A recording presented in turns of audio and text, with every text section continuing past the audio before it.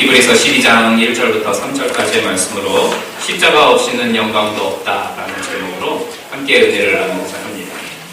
사람에게는 자기가 존경하고 또 좋아하는 사람을 닮아가려고 애쓰는 성향이 있지요. 아이들에게 있어서는 남자인 경우는 아버지가 세상의 전부이고 또 딸에게는 어머니가 롤모델이 됩니다. 그러다 아이들이 성장하면서 자신이 가지고 있는 관심 분야의 특출한 인물들을 발견하게 되어지고 또 그들을 닮아가려고 애를 쓰게 되어지죠. 제가 신학대학교 1학년 때 한국의 남포교회라고 하는 교회가 있습니다. 그 교회를 담임하시는 박영선 목사님의 설교를 듣고는 완전히 그분한테 빠져들었었죠. 매 주일마다 설교 테이프를 받아서 테이프가 늘어질 때까지 듣고 또 그분의 신학적인 사상을 공부하면서 많이 깨닫고 또 심지어는 그분의 목소리의 높낮이와 또 그분의 어떤 그 손짓까지도 이렇게 배우려고 굉장히 애를 썼던 적이 있었습니다. 그러던 한 번은 이분이 당구를 엄청 잘 치시거든요. 거의 그 프로 수준을 넘어서는 분인데 설교 중에 당구 이야기를 하시면서 인생은 당구와 같아서 당구를 모르면 인생을 모르는 거라고 지금도 이해가 잘 안 가는 그런 말을 하셨어요.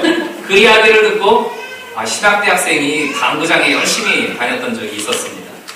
또 한 번은 신학생 세미나 같은 데에서 강연하셨던 것으로 기억이 나는데 동양 사상을 이해하는 가장 좋은 방법은 무협지다. 무협지에 도통하지 않은 사람은 철학책을 들 자격이 없다고 하면서 무협지를 보면 인생을 이해할 수 있다. 또 이렇게 이야기를 하시는 거예요. 그래서 그때부터 만화방에서 닥치는 대로 무협지를 빌려다가 열심히 읽었었던 적이 있습니다. 제가 군대에 있을 때에 아시는 분들은 아시겠지만 제가 1호차 운전병을 했어서 이 개인 시간이 굉장히 많았었거든요. 높은 분만 운전하면서 다니는 운전병이었습니다. 그래서 26개월 군 시절 동안 사실 좀 부끄러운 고백이지만 성경책을 읽은 시간보다는 무협지를 읽은 시간이 상대가 안 될 만큼 훨씬 많았어요. 여하튼 그분이 가지고 계시는 장점과 본받을 만한 그 특성들을 찾아서 닮아가려고 많이 애를 썼었습니다. 우리 주변에는 정말 존경할 만한 분들이 참 많이 계셔요. 그죠? 그분들의 사상과 또 그분들이 살아가고 있는 삶의 방식들을 바라보면서 본받는 것은 우리의 삶에 있어서도 굉장히 많은 유익을 가져다 주는 것임에 틀림이 없습니다. 또 성경에 나오는 많은 믿음의 사람들은 아주 훌륭한 롤 모델이 되어지지요.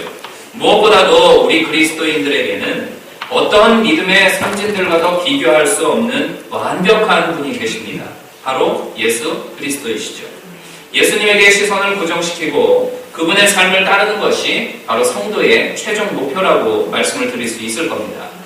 오늘 본문인 12장 1절을 다시 한번 보시면 이러므로 라고 하는 단어를 쓰고 있는 걸 보게 되어지죠. 즉 12장은 그 전에 있는 11장의 내용과 서로 연결되어져 있음을 우리에게 보여주고 있는 그러한 단어가 됩니다.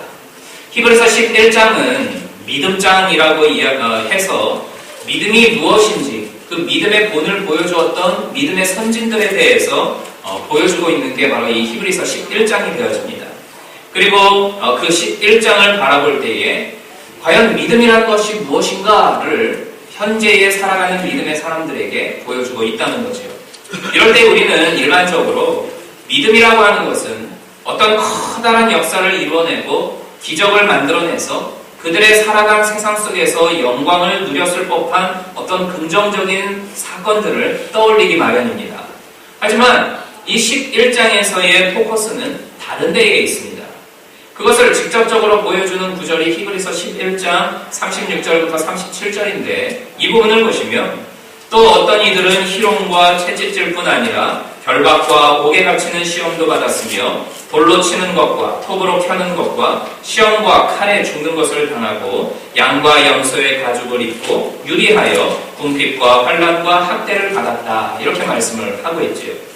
깊은 시련의 세월들 속에서 아주 극심한 고난을 경험했지만 하나님께로부터 받게 되어질 그 미래의 영광을 소망하면서 믿음으로 이겨낸 사람들이었음을 히브리서 11장은 강조하고 있다는 겁니다.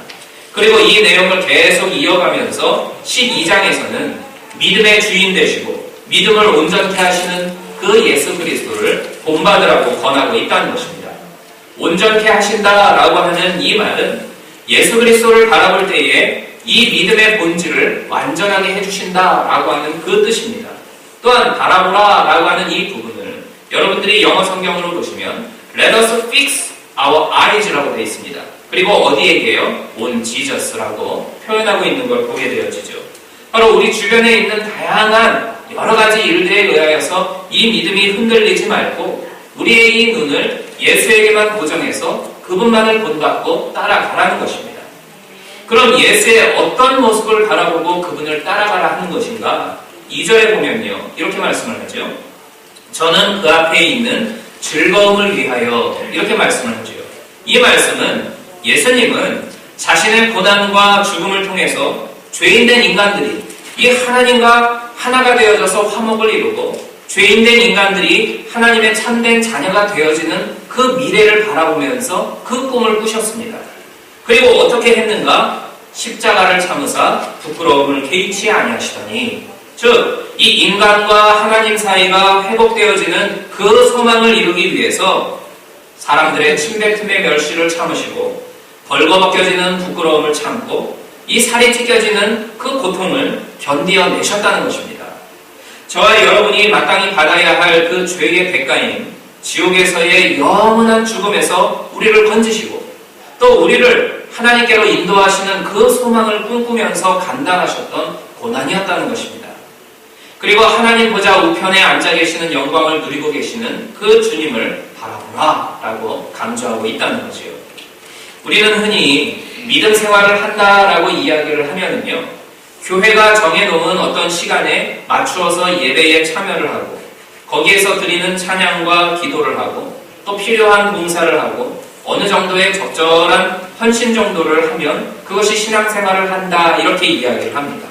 그리고 이것을 특별히 열심히 하면 믿음 생활 참 잘한다, 이렇게 이해를 하죠. 하지만 사도 바울은 11장을 통해서 많은 믿음의 사람들이 약속되어져 있는 그 미래의 영광을 위해서 고난을 기쁘게 받아들였다는 것을 강조하고 있습니다. 또 12장에서는 바로 예수님 역시 미래의 소망을 바라보면서 십자가의 고난과 고통을 감수하였다는 것을 말하면서 믿음이란 미래의 영광과 또 우리에게 주어질 그 소망을 꿈꾸면서 현재의 고난의 십자가를 기꺼이 인내하며 감당하는 능력이다, 이렇게 정의하고 있는 것입니다. 사랑하는 여러분, 2000여 년 전 예수님께서 십자가에 달려서 죽으신 이후에 교회와 믿음의 사람들은요, 지금까지 바로 이 십자가가 나의 죄를 사하여 주셨고 구원의 증거가 됨을 믿고 가르치고 있습니다. 교회사 속의 위대한 영웅이라고 할 수 있는 사도 바울도 역시 이 그리스도의 십자가에 대해서 갈라디아서 6장 14절처럼 내게는 우리 주 예수 그리스도의 십자가 외에는 결코 자랑할 것이 없다, 이렇게 말씀을 하고 있고, 또 고린도전서 2장 2절에 보면 예수 그리스도와 그의 십자가에 못 박히신 것 이외에는 아무것도 알지 않기로 작정하였다, 이렇게 강조할 만큼 이 십자가라고 하는 것은 기독교 신앙을 보여주는 위대한 상징입니다. 그러나 우리는 이 십자가를 생각할 때에요, 예수의 사랑이라든가 아니면 용서나 회복이나 죽음을 이긴 부활의 영광, 이러한 것들만 떠올리기가 쉽다는 겁니다. 하지만 우리가 그와 함께 영광을 받기 위하여 고난도 함께 받아야 될 것이다 라고 하는 로마서 8장 17절에서의 말씀처럼 선고난 후 영광, 즉 고난의 십자가가 없이는 어떠한 영광도 주어지지 않는다는 것을 믿음장에서는 우리에게 보여주고 있다는 것이죠. 예수님의 제자들도요, 처음에는 예수님에게서부터 나오는 기적과 그리고 그것에 따르는 영광에만 집중해 있었던 사람들이었습니다. 어느 날 예수님이 십자가를 지시기 위해서 예루살렘 성을 향하여 가시는 도중에 이제 앞으로 내가 어떠한 고난과 또 어떠한 아픔들을 경험하게 되어질 것이다 라고 하는 자신이 당하게 될 십자가의 일들에 대해서 처음으로 제자들에게 말씀하는 자리가 있었습니다. 그때에 야고보와 요한이라고 하는 예수님의 제자가 예수님에게 인사청탁을 하게 되어지죠. 예수님, 우리를 주님의 영광스러운 그 나라에 하나는 주님의 오른편에 하나는 주님의 왼편에 앉게 해주십시오. 그러니까 높은 자리 하나를 달라고 예수님에게 부탁을 하는 거였죠. 그때 예수님이 하신 말씀이 너희가 나의 마시는 잔을 마실 수 있겠느냐라는 질문이었습니다. 그때의 제자들은 당연하죠. 저희가 그 잔을 마실 수 있습니다. 라고 자부를 합니다. 여기에는요, 십자가를 바라보는 예수님의 관점과 제자들의 관점에 차이가 있었습니다. 야고보와 요한은요, 아주 화려한 파티 속에서 벌어지는 달콤한 포도주의 잔을 생각하고 있었고, 또 십자가의 영광을 바라보고 있었지만, 예수님은 피 흘리는 고난의 잔과 십자가의 고통을 생각하고 계셨다는 겁니다. 윌리엄 펜이라고 하는 사람이 있어요. 펜실바니아주의 개척자고 또 펜실베니아라고 하는 그 이름을 붙인 사람이 바로 이 윌리엄 펜이라고 하는 사람인데, 그 사람이 이런 말을 했습니다. 아픔이 없이는 승리도 없고 가시의 고통이 없으면 왕좌도 없다. 쓴 고통이 없이는 영광도 없고 십자가가 없으면 왕관도 없다. 이렇게 말을 했습니다. 바로 맞는 말이죠. 죄인된 우리가 이렇게 하나님 앞에 담대함으로 나와서 예배를 드리면서 은혜를 누리고 또 하나님을 아버지라 부르면서 그분께 당당히 소원을 아뢰할 수 있는 것은 바로 이 예수 십자가의 고난이 없이는 불가능한 일이었다는 것입니다. 사랑하는 여러분, 오늘은 고난주일이죠. 또 앞으로의 한 주간은 예수님께서 십자가의 고난을 담당하시고 죽으시는 그러한 시간이 되어집니다. 이 시간들을 보내면서 우리가 이사야서 53장 5절의 말씀을 깊이 묵상해 보시기를 부탁을 드립니다. 이사야 53장 5절은 이렇게 말씀을 하죠. 그가 찔림은 우리의 허물을 인하며 그가 상함은 우리의 죄악을 인함이라. 그가 징계를 받음으로 우리가 평화를 누리고 그가 채찍에 맞음으로 우리가 나음을 입었다. 바로 이 주님의 십자가가 없었다면 하나님과 우리 사이의 평화도 그리고 고침도 없었습니다. 십자가에서의 찔림과 상함이 없이는 하늘나라의 영광도 없다는 사실을 우리는 깨달으시고 이 고난주간의 시간을 하나님께 감사하면서 보내시기를 주님의 이름으로 부탁을 드립니다. 그렇다면 우리도 예수님을 따라서 내 몸을 십자가에 걸고 고통을 당하다가 죽으라는 건가? 아니면 목숨을 걸고 죽을 각오를 하고 신앙생활을 하라는 건가? 그건 아니라는 거죠. 우리가 살고 있는 이 미국 땅은 종교의 자유가 있는 나라입니다. 과거의 신앙의 선배들이 믿음을 지키기 위해서 생명을 걸어야 됐고 또 자유를 박탈당하게 되거나 억압을 받아야만 하는 그런 상황들은 우리에게 주어지지 않고 있습니다. 하지만 어찌 보면 죽기보다도 더 어려운 고통의 십자가가 현대를 살아가는 그리스도인들의 앞에 놓여 있는지도 모르겠습니다. 갈라디아서 5장 24절에 보면요. 그리스도에게 속한 사람들은 악한 욕망의 본성을 십자가에 못 박은 사람들입니다. 이렇게 말씀을 하고 있어요. 또한 예수님은 우리들에게 자기를 부인하고 자기 십자가를 지고 나를 쫓으라 라고 요구를 하고 계십니다. 한마디로 이 말씀은 십자가를 지고 십자가에 못 박아야 하는 것은 나의 이 겉모습이 아니라 내 자신 안에 있는 이 자아와 못된 욕망의 본성이라는 겁니다. 우리 옆에 분하고 한번 인사할까요? 성질 좀 죽입시다. 한번 인사해 주시죠. 성질 좀 죽입시다. 성질 좀 죽입시다. 바로 이겁니다. 내 자신 안에 있는 이 자아, 그리고 이 속 안에 있는 그 욕망의 본성, 그리고 자존심, 이것들을 죽이고 부인하는 데에서부터 오는 이 내면적인 갈등들, 바로 그 고난을 경험하고 이겨내라는 것입니다. 사람은 누구나가요, 이 세상의 모든 만사가 자신을 중심으로 해서 돌아가기를 원합니다. 그 중심에서 내가 멀어지게 되거나 아니면 변두리로 밀려나가고 있는 내 자신을 보게 되어지면 견뎌내질 못합니다. 그래서 이것 때문에 자존심 한번 세워보려고 결국은 누군가에게 거짓말하게 되어지고 그 자존심을 세우기 위해서 물질의 욕심을 갖게 되어지고 누군가를 미워하는 그런 죄인된 삶을 살아가게 되어지는 거 아니겠습니까? 그래서 다른 건 다 몰라도 내 자존심 하나 건드리는 것만큼은 내가 절대 용서 못해. 감히 날 건드려. 그래서 나의 자존심을 상하게 하는 말을 들으면 금방 얼굴색 싹 변하고 혈압 쑥 올라가고 심장 두근두근 거리다가 그냥 다른 사람에게 한 방 확 쏴버리는 거 아니겠습니까? 사실 우리가 믿음 생활하면서 극복하기 가장 어려운 것이 바로 이 자존심의 문제, 이 자아의 모습입니다. 우리가 예수님을 믿고 내 자신이 많이 변화되어졌다고 생각을 하고 있지만 그러나 아직도 우리 안에는 내 자존심과 또 내 안에서 완전히 깨어지지 아니한 옛 모습들이 그대로 남아있습니다. 어떻게 나한테 그럴 수가 있어? 그럴 수도 있지. 정말 이해가 안 돼. 한편으로는 이해가 되지. 도저히 용서 못하겠어. 그래도 용서할게. 이렇게 변화되어져 가는 이 과정이 자기를 죽이고 그리고 십자가에 이 내 자존심을 못 박지 않으면 불가능한 일이라는 겁니다.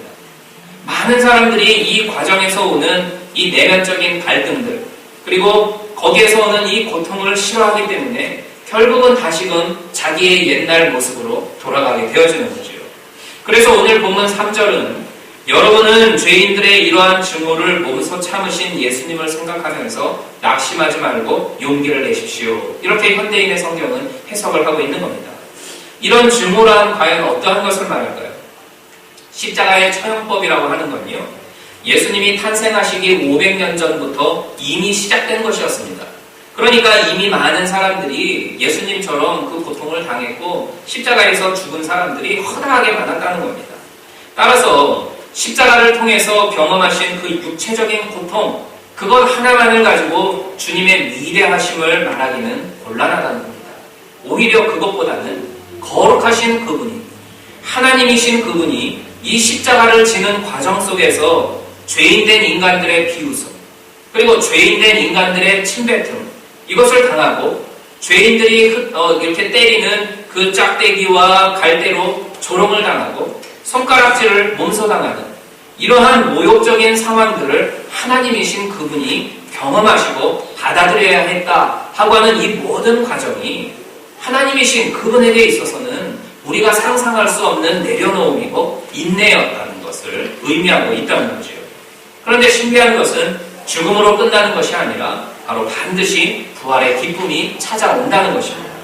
십자가의 저주를 참아내시고 이겨내신 그 주님은 부활하셨고 또 하나님 보좌 우편에 앉으시는 영광을 누리고 계십니다. 자기를 비울 때에 채워주고 또 낮아질 때에 높아지고 죽을 때에 다시 사는 것이 바로 이 기독교의 역설적인 진리라는 사실입니다. 따라서 우리가 그 주님의 낮아지심을 생각하면서 우리의 자존심과 교만과 옛 자아와 또 내가 가지고 있는 모든 옛된 그 못된 습성들을 다 십자가에 못 박고 좀 더 자신을 죽이면서 살아가는 저와 여러분들이 되어져야 할 것입니다. 거기에서 물러서게 되어진다면 변화는 우리에게 찾아오지를 않는다는 거죠. 이 과정에서 오는 그 내면적인 갈등 앞에서 물러서지 말고 당당하게 맞서서 싸워서 이겨야 한다는 것입니다. 그때에 하나님이 주시는 그 영광의 찬란함은 그 무엇과도 비교할 수 없는 아주 값진 것이 되어지는 것이죠. No cross, no crown. 십자가의 고통이 없이는 어떠한 영광도 없다는 것입니다. 우리는 오늘 고난주의를 맞이하면서 이 십자가의 고통을 이기시고 하늘 영광 가운데 계신 그 예수 그리스도를 바라보아야 합니다. 또한 예수님이 그러하셨듯이 내 자신 안에 있는 이 자아와 못된 욕망의 본성들, 우리의 자존심, 못된 습관들, 이 모든 것들을 날마다 나의 십자가에 못 박고 그 고난을 이겨내어서 더욱 성숙하고 그리고 온전한 모습으로 하나님의 영광 가운데 살아가는 저와 여러분들이 되시기를 주님의 이름으로 축원합니다.